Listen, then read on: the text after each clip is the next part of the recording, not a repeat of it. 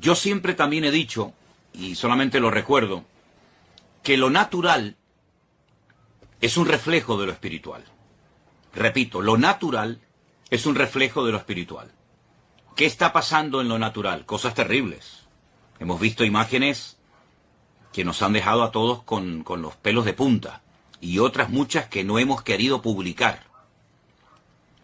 Y todo esto, la pregunta es, ¿Dios lo ha permitido, sí o no? ¿O es que aquí el diablo puede hacer lo que le da la gana, cuando le dé la gana y cuando quiera y donde quiera? Yo creo que el que controla la historia, el que quita y pone reyes, el que permite o impide cosas es nuestro Dios. Y el diablo no puede hacer nada sin permiso de Dios. Siempre recuerden eso. El diablo no puede hacer nada sin permiso de Dios. ¿Se acuerdan cuando el endemoniado Gadareno, los demonios que habitaban en él, le pidieron permiso al Señor para entrar en aquella piara, en aquel hato de cerdo? ¿Se acuerdan ustedes? Bueno, pues ahí tienen un ejemplo. El diablo está sometido a Dios. Libro de Job, léanlo detenidamente, léanlo tranquilamente, y se van a dar cuenta que Satanás actuaba hasta donde el Señor le permitía actuar, porque el diablo no es un ser, digamos, autónomo, que pueda hacer lo que le dé la gana, sin darle cuentas a nadie, ni muchísimo menos. El diablo es un ser que tiene que estar sometido a Dios, le guste o no, porque Dios es el que permite, el que impide, el que autoriza, el que abre o el que cierra. Y en esta ocasión, Dios ha permitido todo lo que ha sucedido. Claro, algunos dirán, bueno, pero yo no creo en eso. Es que, lo he dicho muchas veces, lo que usted crea o lo que usted opine no va a cambiar la esencia de Dios.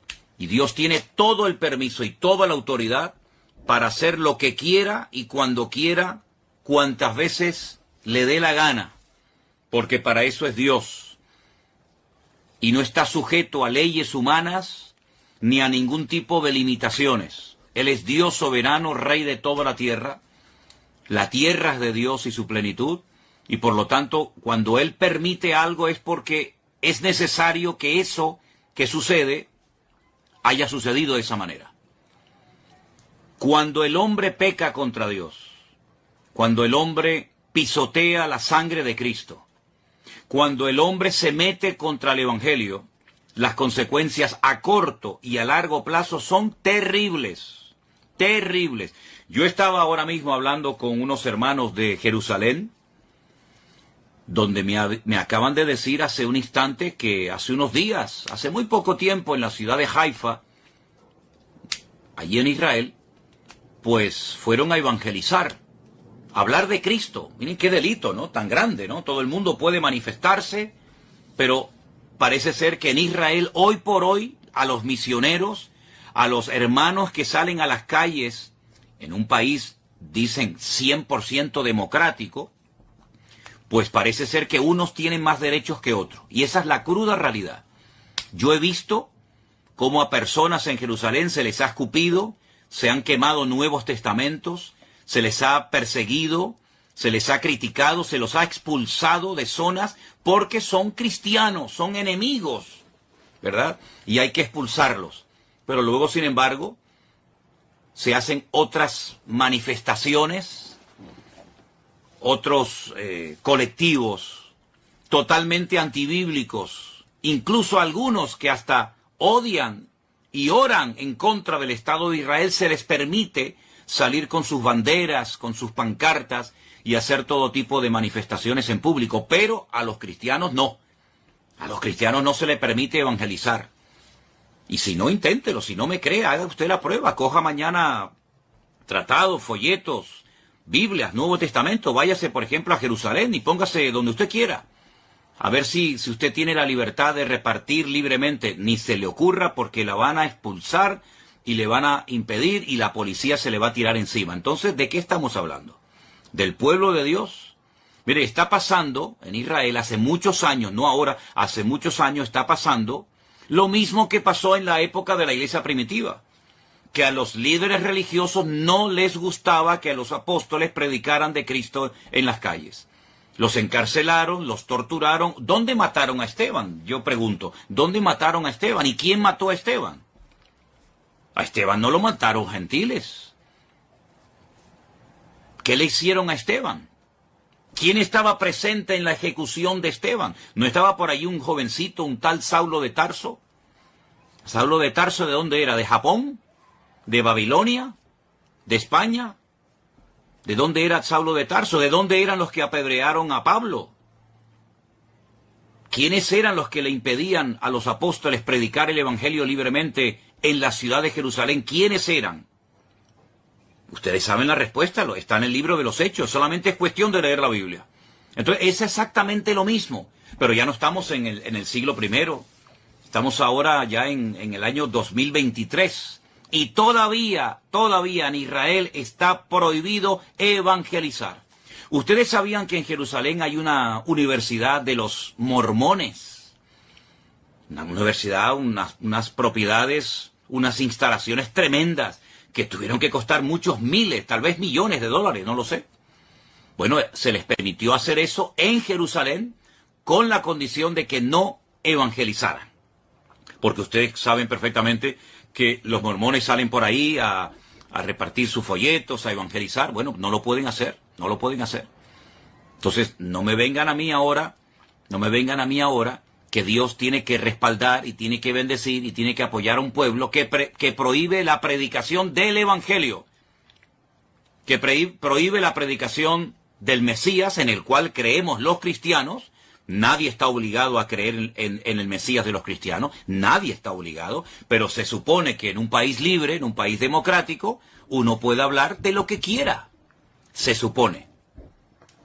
Como también en la democracia en España se supone que se pueden decir y hacer ciertas cosas, pero a la hora de la verdad no es verdad, ¿verdad? Entonces, mis queridos hermanos, eso por una parte. Por otra parte, ¿en quién se está poniendo mayoritariamente? No digo en toda la población, pero ¿en quién se está poniendo fundamentalmente la confianza en este momento, en medio de este conflicto por parte de muchos habitantes de Israel? En un señor norteamericano que apoya a ciertos y determinados colectivos que todos sabemos cuáles son y qué es lo que pretenden, colectivos que precisamente interrumpieron una reunión de oración a judíos ortodoxos en Jerusalén, y esa reunión que se iba a celebrar en Jerusalén con el día y las festividades de Yom Kippur, etcétera, no fueron interrumpidas por extranjeros ni por cristianos. Fueron interrumpidas por judíos, habitantes de Israel, que se levantaron contra sus compatriotas a prohibirles que oraran, que leyeran la Torá, que hicieran teshuvá, y los que me están oyendo y son de allí sabéis a lo que me refiero, se les prohibió y se les expulsó. Donde se han hecho manifestaciones totalmente antibíblicas y ante los principios morales y espirituales de la colectividad religiosa de Jerusalén. ¿Dónde se han hecho esos desfiles? ¿No han sido en la ciudad santa de Jerusalén? Entonces, hermanos, cuando estas cosas ocurren, no ocurren por casualidad. Las cosas no ocurren porque al diablo se le ocurrió zarandear ahora a este país y no. Vamos a ver, las cosas ocurren con un propósito. Y ni una hoja de un árbol se mueve si no es con permiso de nuestro Dios. ¿Sí o no? ¿Cuántas veces lo hemos dicho? Que no se produce, no ocurre nada sin permiso de Dios. Y Dios ha permitido en este momento que se hiciera el ridículo. Y que la gente todavía, tanto en Israel como fuera de Israel, se estén preguntando, ¿pero qué ha pasado? ¿Qué ha pasado con el servicio de inteligencia tan poderoso que tiene Israel? ¿Qué ha pasado con los soldados? ¿Qué ha pasado? ¿Se han quedado dormidos? ¿Cómo es posible que más de 1000 terroristas se hayan infiltrado en territorio israelí y hayan hecho una masacre terrible que aunque algunos políticos, incluida la vicepresidenta de nuestro país, de España, no ha querido condenar, y otros tantos políticos en su hipocresía y en su populismo, ¿verdad? Pues esto ha sido algo terrible. Esto me recordaba a mí a los tiempos bíblicos, cuando se peleaba contra filisteos y amorreos y aquellas matanzas y aquellas cosas terribles que nos cuenta la historia. Pues lo hemos visto hace unos días en televisión. como centenares de personas corrían despavoridas como conejos, asustados por el desierto del sur de Israel, y eran como presas de caza disparándoles a discreción, a diestra y a siniestra, y hemos visto cosas que ni siquiera quiero mencionar. Hermanos queridos, ¿es que acaso Dios se ha dormido? ¿Es que acaso Dios se ha olvidado de su pueblo? ¿Es que acaso Dios ya no recuerda sus promesas y sus pactos? Claro que los recuerda. El problema no es que Dios se ha olvidado de su pueblo. El problema es que su pueblo se ha olvidado de su Dios. Esa es la realidad. Ahora bien, para los cristianos que dicen, bueno, este es un tiempo de prueba para Israel, que son el pueblo de Dios, yo quiero hacer un pequeño alto en el camino y preguntarles a todos ustedes, y veo que hay muchísima gente conectada, no sé exactamente de dónde, pero bueno, eso es ahora mismo lo menos importante. Yo les hago una pregunta. ¿Conocen ustedes ese versículo del Nuevo Testamento? No del Antiguo Testamento, del Nuevo Testamento, que leen millones de cristianos todos los días, pastores, evangelistas, maestros, etcétera. Ese versículo que dice: vosotros sois real sacerdocio, pueblo santo, adquirido por Dios. ¿Se acuerdan de ese versículo? ¿Saben, verdad, dónde está? Y todo, ¿verdad? Vosotros que no erais pueblo, ahora sois pueblo de Dios, real sacerdocio, nación santa, pueblo adquirido por Dios, para que anunciéis las virtudes de aquel que os llamó de las tinieblas a su luz admirable. Entonces, mi pregunta es, ¿somos los cristianos pueblo de Dios? ¿Sí o no? Respóndanme ustedes, que yo estoy viendo ahí cómo están escribiendo muchas personas. ¿Somos los cristianos, vuelvo a preguntar, ¿somos los cristianos pueblo de Dios o no somos pueblo de Dios? ¿O el único pueblo de Dios que existe sobre la faz de la tierra se llama Israel? Y nosotros, entonces, si no somos pueblo de Dios, ¿qué somos entonces, hermanos? ¿Qué somos entonces? Si no somos pueblo de Dios, somos otro pueblo diferente. Dios tiene entonces dos pueblos, uno judío y uno gentil. O Dios tiene un solo pueblo, y a ese único pueblo pertenecen judíos, españoles, japoneses, americanos, latinos. Dios tiene un solo pueblo. Entonces, si somos el pueblo de Dios, y yo creo que en eso, no lo sé, estaremos la inmensa mayoría de creyentes de acuerdo. Si somos el pueblo de Dios, y veo que muchos están contestando, sí, pastor, sí, somos el pueblo, muy bien, pues entonces a todos los que están diciendo que sí somos el pueblo de Dios, y a los que no lo están contestando, pero saben que somos el pueblo de Dios, yo les quiero leer estos versículos. Y dicen así: si se humillare mi pueblo. Usted ha dicho que somos pueblo de Dios, lo acaban de escribir muchos de ustedes. Sí, amado pastor, somos el pueblo de Dios. Gracias, hermano. Si se humillare mi pueblo, sobre el cual es invocado mi nombre, y oraren, y buscaren mi rostro, y se convirtieren de sus malos caminos, entonces yo oiré desde los cielos y perdonaré sus pecados y sanaré su tierra. Vuelvo a hacer la pregunta de antes: ¿somos los cristianos hijos de Dios y pueblo de Dios, sí o no? Sí, ¿verdad? Pues entonces, ¿qué estamos esperando para, como pueblo de Dios, humillarnos, invocar su nombre, orar, buscar su rostro, convertirnos de nuestros malos caminos, dejarlos a un lado? ¿Qué estamos esperando, hermanos queridos? Sí, ya veo que saben el versículo dónde está y todo. Segunda de Crónicas 7:14, efectivamente, ese es, mi hermana Mónica. Segunda de Crónicas 7:14. Pues si somos el pueblo de Dios, seamos coherentes con lo que decimos. Porque es una incongruencia decir somos pueblo de Dios para lo que nos interesa, y ahora que está viniendo la hora de prueba a todas las naciones de la tierra, decir no, eso ahora es para los judíos. Entonces, ¿en qué quedamos? ¿Somos o no somos el pueblo de Dios? No seamos hipócritas, no seamos fariseos, no seamos pueblo de Dios para las promesas y para los privilegios y para las bendiciones, y después resulta que no somos pueblo de Dios cuando viene la ira de Dios, cuando viene la justicia de Dios, etcétera, etcétera, etcétera. Hay un mensaje muy bonito Hay un mensaje muy bonito que el Señor le da a una de las iglesias que son mencionadas en el libro del Apocalipsis.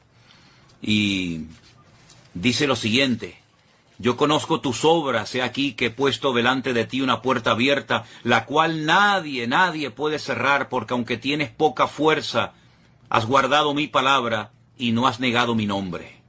¿Qué le parece? Por cuanto has guardado la palabra de mi paciencia, yo te guardaré de la hora de la prueba que ha de venir sobre el mundo entero. Ahora les digo dónde estoy leyendo.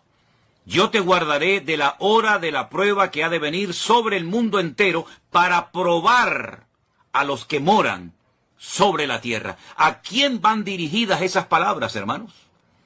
¿Solamente a los judíos? No. Esas palabras las escribió el apóstol Juan porque el Señor Jesucristo, el que murió en la cruz y resucitó al tercer día, le dijo: escribe lo que has visto, lo que has oído, lo que es y lo que será, y envíalo a las 7 iglesias. Y este mensaje va dirigido a la iglesia de Filadelfia. Yo sé que en España la iglesia de Filadelfia son las iglesias de los hermanos gitanos, pero la iglesia de Filadelfia era una congregación que existía hace 2000 años en la zona de Turquía, de Asia Menor, y fueron palabras dirigidas por Cristo a una iglesia, a su pueblo. Apocalipsis capítulo 3, del versículo 7 en adelante.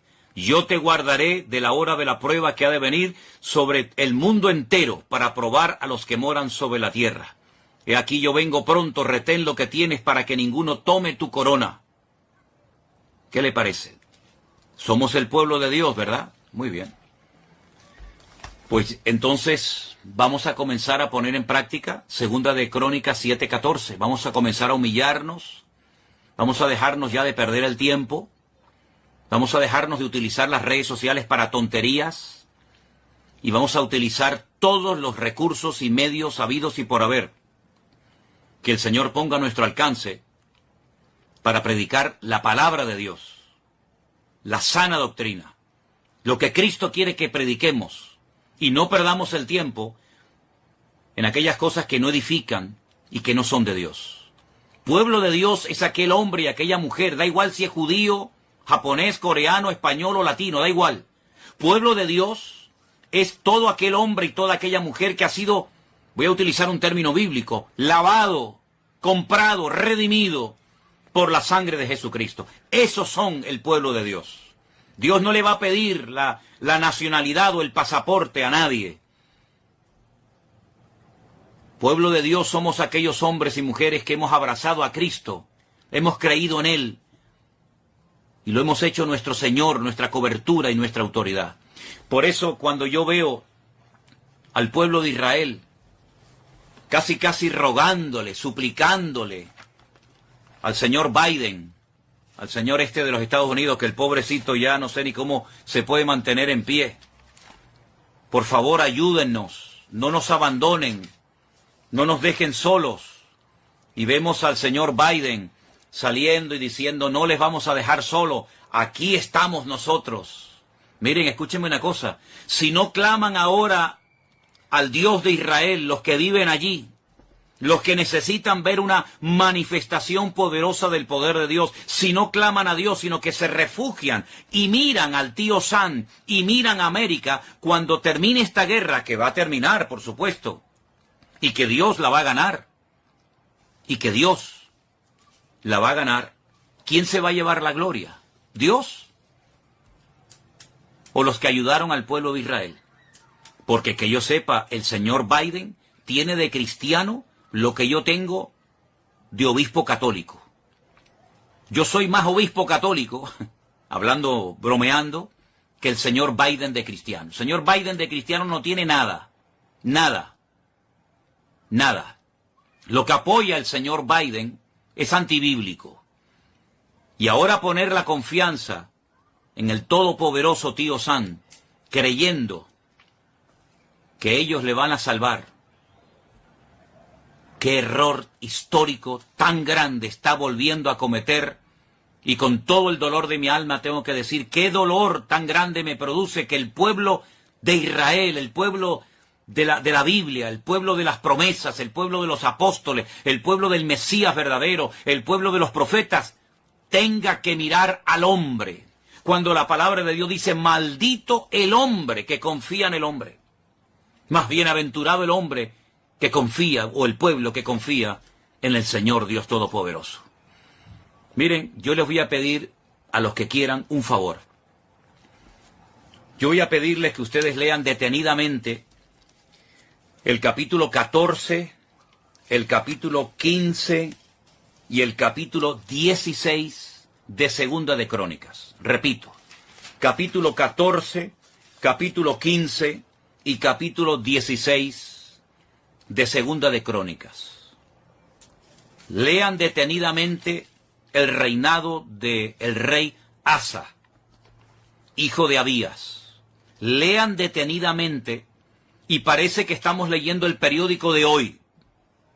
Yo voy a hablar, Dios mediante, el domingo, en el culto que vamos a retransmitir por la tarde desde nuestra iglesia aquí en Santa Cruz de Tenerife. Voy a hablar de estos capítulos y de este personaje, porque se vuelve otra vez a repetir la historia. Mira, cuando un creyente, pastor, profeta, evangelista, me da igual, porque usted sabe que hoy en día hay algunos en el ministerio que si no dicen lo que son, el doctor, el apóstol, como que se sienten mal, porque su identidad no se la da Cristo, su identidad se la da el cargo, su identidad se la da lo que hacen. Soy el presidente de la denominación tal, soy el director. Bueno, ustedes saben que siempre hay este tipo de personas. Mire, si esas personas con cargos, con autoridad, confían más en el poder de su denominación, o tienen más confianza en su economía, en su patrimonio, que en Dios, están totalmente perdidos. Están totalmente ciegos. Y mucha parte del pueblo de Dios, y ya les he dicho quién es el pueblo de Dios, y si no, dele para atrás cuando termine esta intervención que estoy haciendo en esta tarde, cuando usted se pregunta en quién estoy poniendo mi confianza, pues, ¿en quién? Es quién estamos poniendo nuestra confianza. ¿En Dios? ¿En su palabra? ¿En sus promesas? ¿En los hombres? Mire, solamente le voy a leer un versículo de Segunda de Crónicas 14:11. Escúchelo bien. Oh Señor, para ti no hay diferencia. No hay diferencia alguna en dar ayuda al poderoso o al que no tiene fuerzas. Ayúdanos, oh Señor Dios nuestro, porque en ti nos apoyamos y en tu nombre venimos contra este ejército. Oh eterno Dios, tú eres nuestro Dios, que no prevalezca contra ti el hombre. Segunda de Crónicas, capítulo 14, verso 11. Ay, Señor, bendito sea tu nombre, si ahora mismo el representante de Israel, sus ministros, etcétera, sus líderes políticos y religiosos, hicieran en público en los canales de televisión, que pueden hacerlo sin ningún problema. Ahora mismo llaman a los distintos canales de televisión, mensaje nacional, proclamación de ayuno y de oración. Y voy a hacer la oración bíblica que hizo el rey Asa en un momento de su vida, antes de que se torciera. Oh Señor, para ti no hay diferencia alguna en dar ayuda al poderoso o al que no tiene fuerza. Ayúdanos, Señor Dios nuestro, porque en ti nos apoyamos. Hoy no puede decir eso Israel. Hoy no lo puede decir. No se están apoyando en el Dios de Israel. Se están apoyando en otras cosas, en otras personas. Maldito el hombre que confía en el hombre. Bueno, pues, si hicieran esta oración desde lo más profundo de su corazón, el problema ya está resuelto. Ya estaría resuelto en 5 minutos. Se acabó. Olvídense de Hezbollah, olvídense de los misiles, olvídense de los cohetes, olvídense de Hamás. Todo estaría solucionado en 5 minutos. Si el pueblo de Dios se humillara e hiciera, por ejemplo, esta oración, y que añadiera lo que quisiera, pero que por lo menos hiciera desde lo más profundo del corazón, en un genuino arrepentimiento, hiciera esta oración, el problema en este momento, allí en Oriente Medio, en Israel, ya estaría solucionado. Las 300.000 personas, muchos hermanos nuestros que están ahora mismo allí, con su fusil, dejando atrás a sus familias, a sus hijos, si se hiciera esta oración a nivel nacional, así como cuando se para el país, cuando hay ciertas y determinadas festividades, y los que viven allí lo saben, y se bajan de los carros, se bajan de los coches y agachan la cabeza en señal de respeto y de reverencia, si ahora mismo se parara Israel delante de Dios, hiciera esta oración, los de Hamás saldrían corriendo y nunca más volverían a atormentar a Israel, nunca más. Los 100 y pico, y lo digo con mucho dolor, personas que están en este momento secuestradas, volverían caminando por su propio pie a la tierra santa de Israel. Y todo el mundo lo vería. Y las televisiones estarían allí en la franja de Gaza filmando cómo viene uno y el otro, y el padre y la mamá y el niño y las familias juntas vendrían caminando, cantando.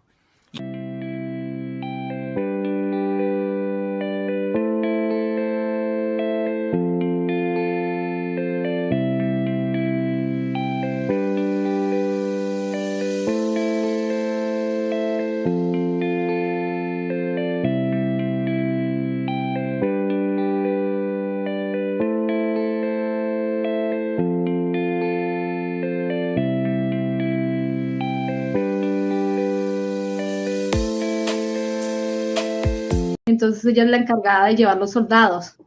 Claro. Y cada vez que me dice que tiene que salir, pues es una sensación muy, pues, de miedo. Pero al mismo tiempo es también el orgullo como de patria, ¿no? De ver que ellos están cumpliendo su deber por su país. Entonces son como esos sentimientos encontrados, pero de todas maneras la incertidumbre y el miedo no, o sea, se está sintiendo constantemente. Cada vez que suena el hecho de que no estén acá con nosotros, cada vez que suena una sirena es muy preocupante porque es enseguida coger el teléfono, cómo están, ellas también. Entonces sí es una sensación de muchos, sobre todo de temores, más que todo. Son muchas sensaciones que se viven al mismo tiempo, ¿no? Una mezcla de cosas y muy difíciles de expresar con palabras, ¿verdad? Sí, sí, la verdad que sí.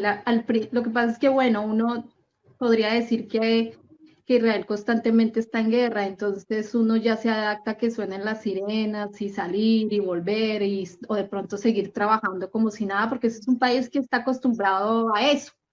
Pero lo que está pasando, lo que pasó el sábado, o sea, nos ha dejado, yo creo que es la sensación que tienen todos los israelitas, o sea, aquí en este país, es una sensación de que no sabemos qué pasó y en qué momento sucedieron todas estas cosas, ¿no? Entonces, esto que está pasando es totalmente diferente a lo que siempre ha sucedido. Mira, y una preguntita, ¿cuándo fue la última vez que vieron a las chicas? Sara estuvo la semana pasada como, sí, las dos. Ah, sí, las dos. Mafe estuvo de vacaciones por Sukkot hasta el miércoles de la semana. 3 días. Sí. No, el jueves, se fue el jueves. Y Sara también estuvo el jueves. Ya. Desde ahí, pues, ya María Fernanda, desde que pasó esto, ya no la dejan salir. Vinieron por la fiesta de Sukkot. Ya. O sea, aquí de pronto ya por lo menos hoy me llamó y me dijo que si quería, ella podía venir esta noche a la casa, pero realmente ella está más segura en la base donde ella está que aquí. El solo hecho de que tenga que coger un autobús y venirse para acá ya prefiero decirle, no, quédate ahí, que tú estás bien ahí. Sí, pienso que el mejor lugar y más seguro es ahora mismo en la base. Sí, entonces. Totalmente. Mira, si me permiten, tenemos a una hermana, que desde la ciudad de Jerusalén le vamos a dar paso un momentito, lo vamos a hacer vía telefónica y espero que se oiga bien la conversación. Así que si me permiten un segundito, vamos a darle paso a nuestra hermana Marta. Hermana Marta, buenas tardes, Dios te bendiga. Dios te bendiga, gracias. Marta, estamos en este momento en directo en un programa que lo llamamos El Pastor Online con hermanos que viven en Tel Aviv, pero quería llamarte un momentito porque hemos oído que hoy también en Jerusalén han sonado las alarmas y creo que en Motzai Lid ha habido también algún movimiento que otro y yo he estado viendo durante todo el día el Kotel, el Muro de los Lamentos y vi también a la gente corriendo. ¿Cómo es la sensación, cómo es el ambiente que se respira en este momento en la ciudad de Jerusalén? Te escuchan muchos hermanos, sí, así que adelante.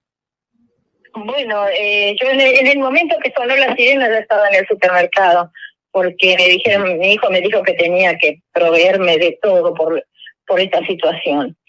En este momento, una vez que termina la sirena, a los 10 minutos la gente sale, y ahora aquí donde yo vivo no se escucha absolutamente nada, así que no puedo saber más que lo que veo por televisión. Sí. ¿Cuál es tu sensación con esta guerra? Porque tiene características completamente diferentes a otras que tú ya seguramente has vivido. ¿Qué notas de diferente en esta situación de este momento? Primero, que nos tomaron por sorpresa, y esto nunca sucedió en Israel, jamás. Yeah.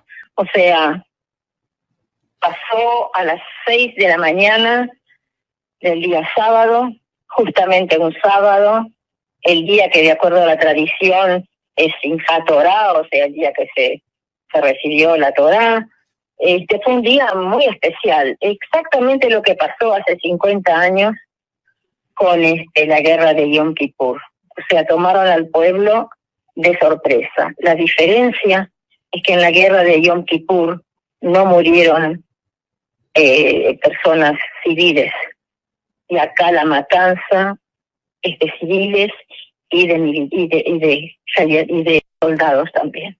Es terrible por la cantidad de muertos, la cantidad de heridos, la cantidad de gente que son rehenes, que eso lo van a usar como moneda de cambio, por supuesto. Claro. Así que es algo muy terrible, porque no hay, en este momento, se dice que en este momento empezó la guerra, porque en este momento el ejército va a entrar también por tierra, y eso hay que orar muchísimo, porque es muy peligroso. Van a caer muchos soldados.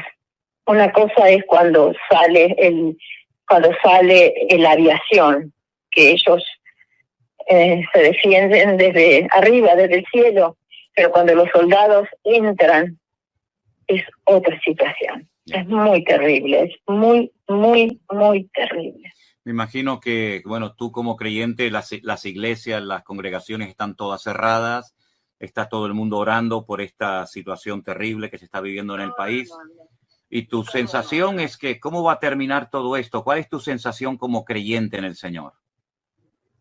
Bueno, si yo miro la historia en la Biblia, siempre Israel levantó su cabeza, siempre, porque el Señor le levantó la cabeza a Israel. Israel no va a caer, por más, ya desde la salida de Egipto hasta ahora, es simplemente una continuación de intentos de hacer desaparecer al pueblo de Israel.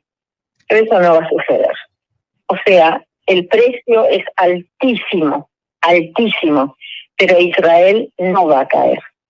Ahora, si hasta ahora yo vi que en todos los países estaban a favor de Israel, y en la Torre Eiffel prendieron las luces con los colores de Israel, y lo hicieron en Italia, y lo hicieron en España y en Argentina y todo eso, pero ahora que el ejército entró a Gaza, la situación va a ser distinta. Van a volver a decir todo lo que dicen constantemente, que nosotros somos más poderosos y que nosotros matamos en forma indiscriminada. Yo estoy esperando escuchar las noticias, eso es todo. Estoy esperando escuchar estas noticias, lamentablemente. Ya. Marta, yo te agradezco muchísimo que nos hayas dado un poquito de tu tiempo. Y bueno, sabemos que estás desde la ciudad de Jerusalén, te mandamos de verdad muchos saludos. Hay muchísimos hermanos que están orando. Puedo hablar de miles, sé de miles de hermanos que están orando. Muchísimo ánimo, me imagino que no es agradable toda esta situación, pero quiero que sepa que no están solos, estamos con ustedes, ¿sí, hermana? Muchísimas gracias, que Dios los bendiga a todos, cada uno de ustedes. Muchas gracias por las oraciones. Un beso, Marta, bendiciones. Chao, chao. Chao, chao. Bueno, ahí teníamos unas pequeñas palabras que nos decía nuestra hermana Marta desde Jerusalén. una hermana que lógicamente pues también está viviendo toda esta realidad, todas estas cosas tremendas, ¿no? Que tomó por sorpresa a mucho pueblo, a mucha gente del país. Pero, Adolfo, a mí me gustaría que ahora ya recurriéramos a la palabra de Dios, a la Biblia, porque yo justamente estaba leyendo hoy, como te dije, el capítulo 36 del profeta Ezequiel, y hay unas palabras que dicen lo siguiente. Estamos en el capítulo 36 de Ezequiel, el verso 22. Dice, yo no lo hago por vosotros, oh casa de Israel, sino por causa de mi santo nombre, el cual profanasteis vosotros entre las naciones a donde habéis llegado.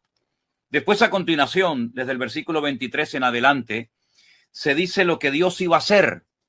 Por ejemplo, yo os tomaré de las naciones, os recogeré de todas las tierras, os traeré a vuestro país, esparciré sobre vosotros agua limpia, os daré un corazón nuevo, pondré mi espíritu dentro de vosotros, habitaréis en la tierra de vuestros padres, etcétera, etcétera. Y nuevamente vuelve el Señor a recordar en el verso 32 lo siguiente. Dice el Eterno, el Señor, no lo hago por vosotros, sabedlo bien, avergonzaos y cubríos de confusión por vuestras iniquidades, oh casa de Israel. Ok, si digamos que en 1948 Israel se constituyó nuevamente como el Estado moderno de Israel, y esta promesa, digamos que se cumplió, ¿verdad? Porque volvieron de muchas naciones, se formaron como nación, ya están en su tierra desde hace ya, creo que 70 años. ¿Qué pasa ahora con la situación espiritual de Israel? Porque debería ser, digo yo, el pueblo más agradecido y más cerca de Dios que ningún otro pueblo sobre la faz de la tierra. No solo por lo que Dios hizo en el pasado por ello, lo de Egipto, el retorno del cautiverio, los milagros, sino por este milagro tan espectacular de levantarse, ¿no? De constituirse como pueblo de Dios, de vencer un montón de veces a los enemigos, de duplicar su tierra. Pero en este momento parece como que la situación ha cambiado. ¿Qué lectura bíblica, espiritual tú haces de esta situación actual del pueblo de Israel? Adolfo, por favor. La lectura que yo hago es la siguiente. Yo puedo guiarme por las noticias, puedo guiarme como se guía pues la mayoría de gente que vive fuera de Israel y ver que en este pueblo se están realizando unas protestas y que se está practicando unas por el gobierno y que estamos de acuerdo y que la democracia y en fin, eso también ha sido manifiesto en las naciones. Pero cuando empezaron, por ejemplo, yo no sé si ustedes lo sepan, la mayoría lo sepan, lo deben saber, Tel Aviv es la capital mundial del orgullo gay. Uh-huh. Una semana o 15 días antes de que se celebre, esto lo estamos celebrando desde hace muchos años, es un martirio para mí, para mí y para muchas personas es un martirio saber vivir por una de las avenidas que son más concurridas aquí, que es Allenby, y es el desfile de banderas homosexuales. Es decir, en cada poste de luz hay una bandera. Entonces ustedes se pueden imaginar andar uno en el bus y ver solo ondeando banderas de esos. Yo cuando voy en el bus,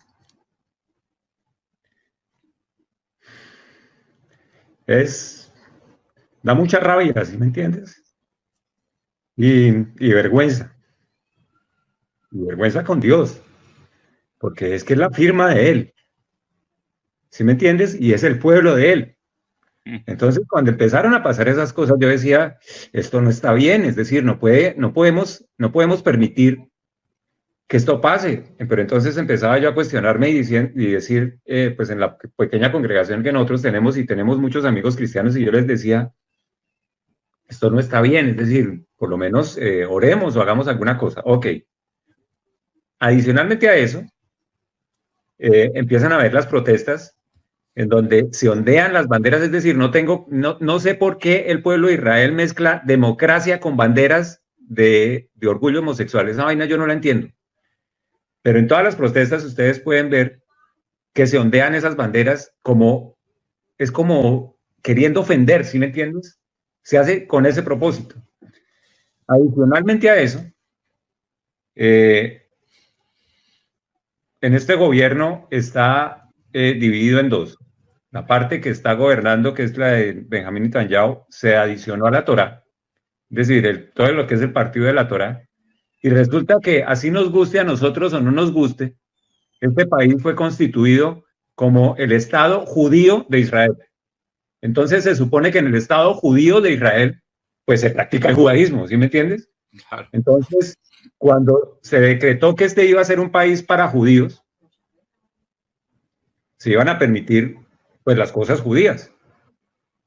El último Yom Kippur, que fue hace 8 días, el pueblo judío lo que hizo fue, en una sinagoga que se establece en un punto céntrico de Tel Aviv, que es el Kikar Dizengoff, se prohibió la oración y la gente se fue en contra, es decir, lo sacaron casi que a patadas a los rabinos, lo sacaron a los empujones y les decían, nosotros no queremos esto aquí.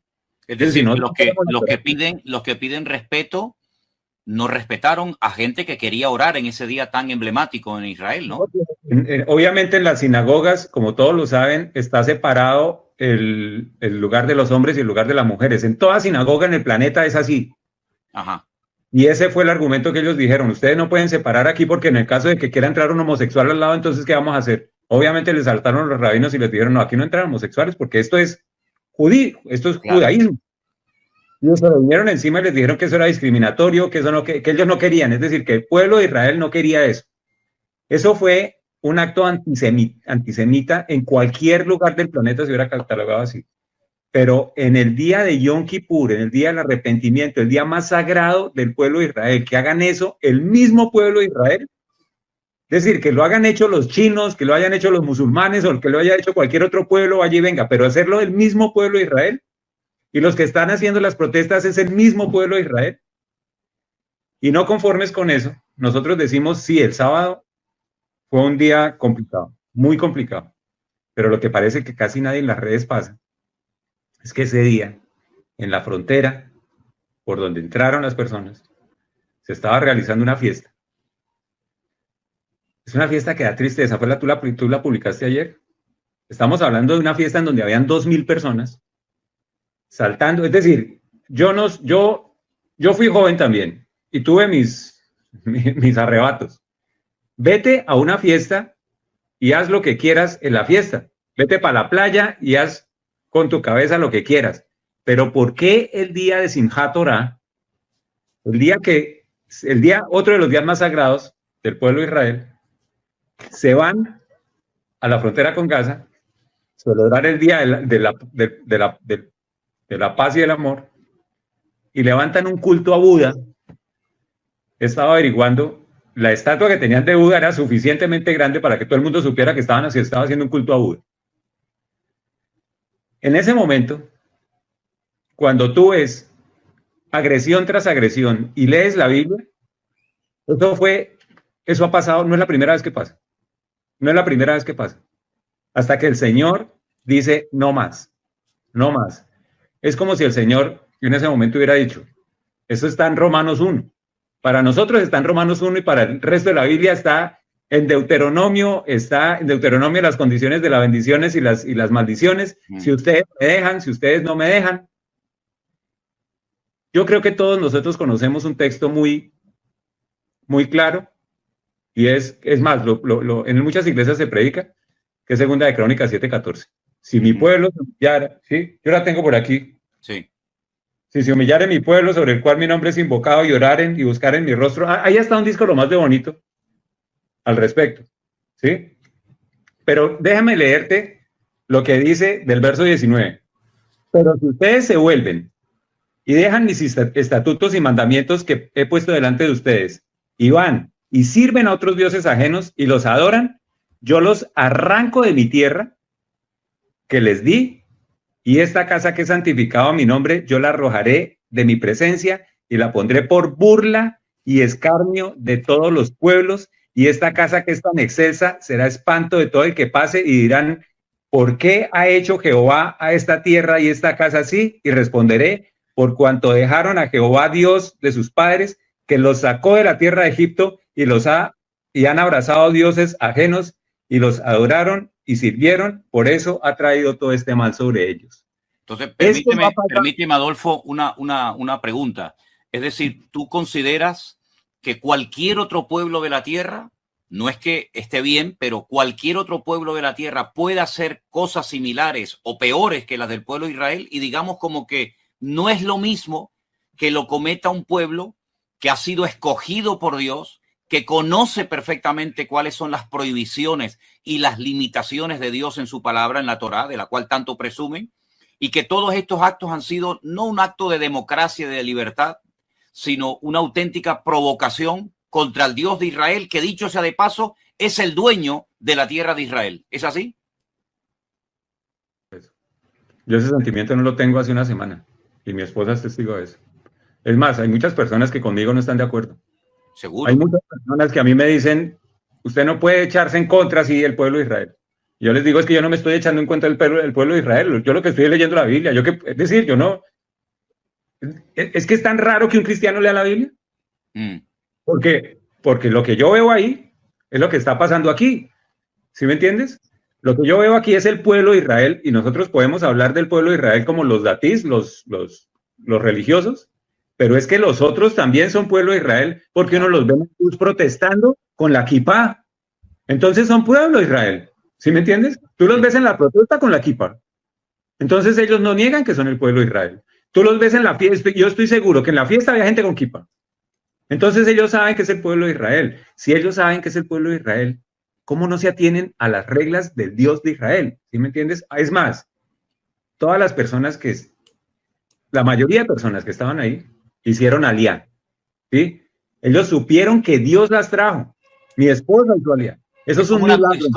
Es como una contradicción, es decir, me identifico con el pueblo de Israel, hago lo que tú dices, aliyá, que es emigrar, subir a Israel, me hago judío, tengo documentación judía, algunos habrán participado o no todavía del ejército de Israel, pero no acato las leyes que el Dios de Israel ha establecido para ese pueblo específicamente. Nosotros tenemos un Padre tan bondadoso que podríamos llamarlo que es el Dios, es decir, el Padre más bondadoso con las riquezas más grandes. Y volvemos otra vez, el pueblo de Israel, a reclamar las riquezas sin pensar en una cosa, que esto no se trata, Manuel, hazme un favor. Yo tengo una Biblia ahí en el cuarto donde duermo. Déjame, yo te voy a mostrar algo. Tú sabes hebreo. Ajá. ¿Qué dice ahí? Sí, Sefer Haberit, o sea, Haberitot, el libro de los pactos. Sefer Habretot. Haberitot. El libro es de pactos. Exacto. Nosotros estamos acostumbrados a decir el Antiguo Testamento y el Nuevo Testamento. ¿Sabes por qué? Porque nosotros somos unos hijos. ¿Tú sabes qué pasa cuando se muere un papá que tiene mucha plata? ¿Los hijos cómo se reparten la herencia? Pero con el testamento. Nosotros a estos libros no deberíamos llamarlos herencia. Nosotros a estos libros deberíamos llamarlos así. Pacto. Porque Dios hizo un pacto con nosotros. Y un pacto es de dos. Un pacto no es de uno solo. Exacto. El mismo pacto. Cuando Dios los trajo aquí, Dios los trajo con unas condiciones, que fueran su pueblo. Ellos se revirtieron de ser su pueblo. Vinieron y se disfrutaron lo que Dios les regaló, su pueblo, los trajeron. Aquí estamos disfrutando y ahora me devuelvo, porque es que este Dios era el Dios del Antiguo Testamento. Y yo creo que en esta ocasión Dios mostró que Él no es el Dios del Antiguo Testamento, sino que Él es Dios, el Dios vivo para Amén. todos nosotros, que es el que realmente. Digamos que una cosa es hablar y predicar e incluso hasta abusar del tema del amor de Dios. Y es verdad que Dios es amor, pero a veces nos olvidamos de que ese Dios de amor, ese Dios misericordioso, ese Dios de Israel, mandó un diluvio, mandó destrucción a Sodoma y Gomorra, permitió que destruyeran el templo de Jerusalén y arrasaran con la ciudad de Jerusalén, perdiendo la vida miles de habitantes con Babilonia. Lo hizo también, lo permitió también en la época del Imperio Romano. Es decir, que parece como que Dios tiene que aguantar todo y nos olvidamos lo que dije antes, que Dios es el dueño de esa tierra y Él es el que pone las condiciones. Y cuando el pueblo abusa de la generosidad, de la misericordia, de la gracia de Dios, tiene tarde o temprano que asumir las consecuencias. Entonces, esto es mucho más que un fallo de la inteligencia. Esto es mucho más que un despiste, digamos, de los soldados, entre comillas.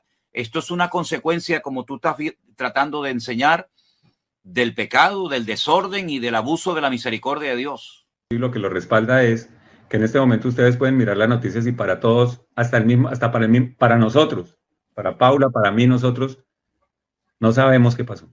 Nadie sabe qué pasó. Nadie sabe. En este momento, en un día, yo les puedo decir a ustedes algo. Dios estableció este país en un día. Y el único que podía hacerles la vergüenza, que es en este momento el pueblo de Israel, en un día, era Dios. En este momento la vergüenza delante de todo el planeta es el ejército de Israel. Porque en este momento hay fotos de 300, bueno, digamos que han entrado 300, con banderas en los tanques de Israel, con banderas, se tomaron estaciones del ejército de Israel, arrancaron niños, mujeres, se los llevaron de aquí. No dice la palabra que los arrancaré de su tierra, los arrancó de la tierra y en este momento hay alrededor de 150 secuestrados en Gaza. Que ya, Manuel, esos secuestrados, está muy complicado rescatarlos de ahí. En este momento el pueblo de Israel no sabe ni siquiera qué hacer. Entonces, la vergüenza, y yo lo digo con mucho amor, parece como si estuviera, me da mucha tristeza, porque esto no es de hace, esto que pasó ayer, se venía fraguando desde hace más de 2 años. Claro. El pueblo, no quiero, hasta que el Señor dice, si no quiere, yo lo que, en palabras mías, lo que pasó el sábado fue, ¿ustedes quieren hacer lo que quieran? Sí, listo, yo los dejo hacer lo que quieran. Pero no aquí. No, yo los dejo hacer lo que quieran, pero a sus vecinos de casa también los voy a dejar hacer lo que quieran. Claro. ¿Y los dejó? Mira, ¿Sí? una pregunta, porque esto económicamente también va a tener una repercusión, porque ustedes, por ejemplo, llevan encerrado en casa días, no han podido ir a trabajar, los niños no van a la escuela, las fábricas están cerradas, etcétera. Y el día a día, Paula, para el tema de alimentos, para poder salir a comprar, ¿es posible? ¿Cómo lo arreglan ustedes como ama de casa, Paula? ¿Cómo hacen? ¿Tienen suficiente comida en la casa? ¿Pueden salir? Cuéntanos un poquito. Bueno, pues por ahora nosotros, gracias a Dios, siempre antes del fin de semana hacemos el mercado de la semana. Entonces lo teníamos, el mercado de la semana. Aquí en el barrio hay una tienda aquí abajo, entonces lo que hemos necesitado así rápido, bajamos, compramos y volvemos y subimos. Ya. Me imagino que, pues porque no sé, no he salido, realmente yo no he salido. El que ha salido ha sido tú. No sé si los supermercados, me imagino que están abiertos normalmente, pero pues por ahora tenemos lo necesario. Ya cuando empiece pronto a escasear es que vamos a saber cómo está la situación de ir al supermercado, pero creo que los supermercados normalmente están abiertos, se está utilizando mucho el sistema de domicilios. Ajá, sí. Entonces uno sí ve por las calles. Parecido a lo de la época del COVID, ¿no? Sí, estamos en algo así. Sí, entonces sí veo muchas personas que traen domicilios, pero pues por ahora, digamos, mientras no estén sonando las sirenas, pues, creo que todavía pues puede ir uno a las tiendas de los barrios, comprar, pero sí ya nos han llegado mensajes de que por favor tratemos de surtirnos porque probablemente haya cortes de luz, de agua, o sea, nos están advirtiendo que nos preparemos. Ya. Entonces, en todos los años que ustedes llevan en Israel, ¿cuántas, digamos, guerras o situaciones parecidas a esta habéis experimentado? Yo creo que como unas 4. No, parecidas a esta ninguna. Parecidas a esta es única, esta es diferente a todas.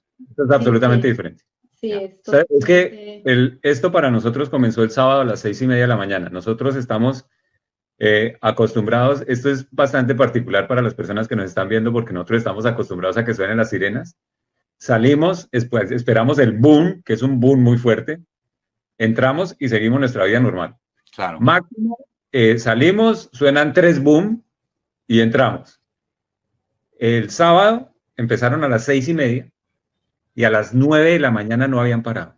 Es decir, 2 horas estuvimos afuera a punta de boom y ahí fue que todo el mundo ya empezamos a darnos cuenta que estaba pasando algo que no era normal. Mientras que estaban aquí haciendo boom, ellos estaban entrando por Gaza. Claro. Mientras que estaban distrayendo a todo el país. Es más, ahí es donde se nota que la operación es más grande de lo que se piensa. Y esta guerra se va más grande de lo que se piensa, obviamente, porque ya se están alistando. Mira, no es casual que el gobierno de Estados Unidos, esa es la otra que yo no entiendo, porque ahí en la palabra donde es el pueblo judío, y ahí dice, si se humilla a mi pueblo, yo lo respaldo. Amén. Pero hoy estamos humillándonos al gobierno de Estados Unidos, que es el mismo que está proclamando que aquí no se tiene que hacer una reforma, que aquí la Torá no puede funcionar. Entonces, delante de quién nos estamos arrollando. Y estos caballeros mandan, para pelear con Gaza, mandan un avión B-12, tú sabes que es un B-52. Sí, el grandote. Y un portaaviones para pelear con Gaza. Eso es muy particular. No tiene sentido. Sí. Eso es una verdadera provocación contra el pueblo de Irán. Es decir, están pasando cosas muy raras. Es la primera vez que pasa. La Biblia nos habla en la lista enorme que tenemos de datos sobre los acontecimientos finales, en Apocalipsis, en Daniel, en Tesalonicenses, etcétera. Mateo 24 nos habla de guerras, de rumores de guerras, de pestes, de terremotos, etcétera. Ahora, también la Biblia nos habla de una guerra muy grande, de unas proporciones descomunales, que es la guerra de Gog, de Magog, en el valle de Josafat, valle Meguido, la batalla de Armagedón. Esta batalla que se está librando o se va a librar en los próximos días no tiene nada que ver con esa batalla, ¿no, Adolfo? ¿Dónde entra todo esto con la batalla final de Armagedón? ¿Cómo lo encajamos? Está en Ezequiel capítulo 38. Exacto. ¿Cierto? Profecía de Gog. Y dice que él va a poner a Gog, pero da unas características de esa guerra. Y es que todo el pueblo, ellos van a entrar. En este momento no recuerdo dónde está el verso. El versículo 11 de ese capítulo es muy interesante porque dice que subirá contra una tierra indefensa y ve contra gentes tranquilas que habitan confiadamente. Todas ellas habitan sin muro y no tienen cerrojos ni puertas. Eso es una tranquilidad total y absoluta, que no es el caso de ahora. Imagínate que nosotros en este momento los cerrojos los abrieron, nadie está tranquilo y absolutamente ese verso no se completa. Ahora, ¿qué es lo que sí pasa? Lo que sí pasa es que en este momento hay una guerra anterior que casi no se publicita, como dicen, y está en el Salmo 83. En el Salmo 83 dice que en pocas palabras es una guerra en donde los participantes son exclusivamente los pueblos circundantes de Israel. Eso, sumado a Sofonías, capítulo 2, en donde nos dice qué va a pasar con Gaza y nos dice por dónde va a empezar. Va a empezar Gaza, Ashkelon, Asdod, Ecrón, Siria, ¿sí? Ahí nos dice los participantes. Ahora, ¿qué es lo interesante cuando tú lo ves desde el punto de vista que tú hablaste con respecto a Ezequiel 36, que dice, yo no lo voy a hacer por causa de ustedes, sino por causa de mi nombre. Así es. En este momento, esa guerra que se aproxima, el Señor ya dijo desde siempre que a Israel no lo va a desarraigar nadie, y eso lo va a cumplir él. Ajá. Esta guerra se debe ganar para que nosotros estemos en paz con todas las fronteras que tenemos al lado. O sea que va a ser una batalla contundente, librada por el Dios de Israel, no por el pueblo de Israel. Y eso ya lo ha hecho también. Entonces, lo que nosotros no podemos asegurar es que esa batalla sea la misma que está en Ezequiel 38, claro, porque no cumple con esos requerimientos. Y en ese momento, y para mi entender, el pueblo de Gog y Magog también está un poquito más arriba de Turquía. Entonces, también tiene que entrar Turquía, y también en esa guerra de Gog y Magog tiene que entrar, tienen que hacerse unas alianzas entre Turquía y Arabia.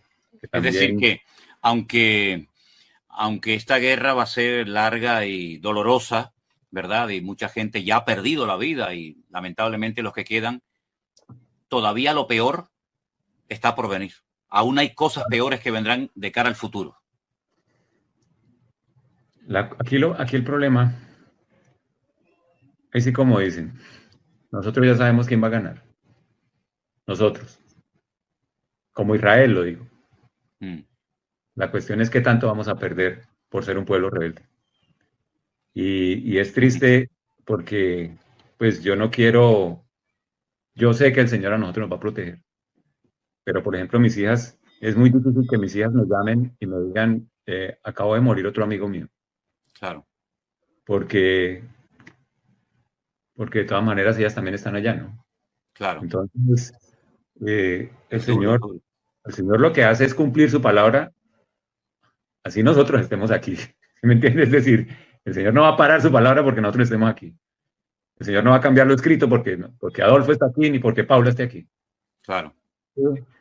El Señor, a Elías le tocó chuparse la sequía.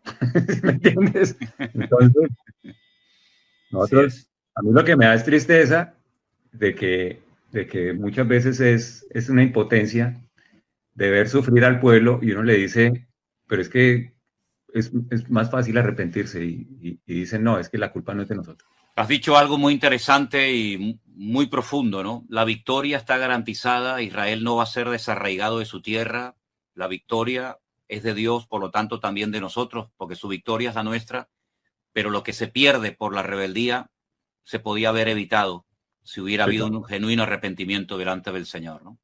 Qué testarudo, qué duro es el hombre, ¿no? Que no termina de aprender las lecciones del pasado. Tengo un mensajito que quiero compartir rápidamente con ustedes. Es de unos hermanos que conocimos este verano aquí en Canarias, una familia que vino del norte de Israel, muy cerquita de la ciudad de Haifa, y nos han mandado este mensajito. Y voy a ponerlo para ver si se escucha bien. Espero que así sea. ¿Ok? Vamos a ver si lo podemos oír. Gracias, José, de verdad, a vos y a toda la familia. No tengo palabras que me hacen sentir y escuchar escucharte cómo emocionas a hablar, de verdad, es de persona a persona, de verdad, me hace tan bien en el corazón escuchar que hay gentes de otros países que importa de nosotros, de Israel. Me emocionamos mucho, de verdad, y te agradezco que pensaste a nosotros, vos y toda la familia. Estamos igual vivimos en la norte, pero lo que pasa en Israel es como algo que nunca no pasó y estamos con mucho dolor, pero queremos estar lo más positivo posible para ir adelante y ganar y estar fuertes y intentar volver a vivir como dijiste y que Nenes juegue y que la felicidad de Israel vuelve. Y perdón que tardo en responderte. La verdad que hablamos acá un grupo de gentes que intentamos hacer videos que muestran la verdad a todos los países con muchos idiomas. Si podés, voy a compartir contigo algunos videos y fotos. Si podés mandar a amigos que también van a compartir en la Instagram y Facebook, va a ayudar mucho. Y queremos mucho también a ustedes y gracias a Dios que hay gente que entienden a nosotros y que ellos se han dado de Israel y ojalá que vamos a encontrar acá y festejar la vida. Muchas veces, muchas gracias y voy a mandarte algunas cosas y solo si podés compartir con gente y que llegue a la más gente posible va a ayudar muchísimo. Muchas gracias. Yo tengo la sensación con todo esto, Adolfo, que lo mismo pasó cuando la pandemia, ¿no? La gente esperaba volver a la normalidad.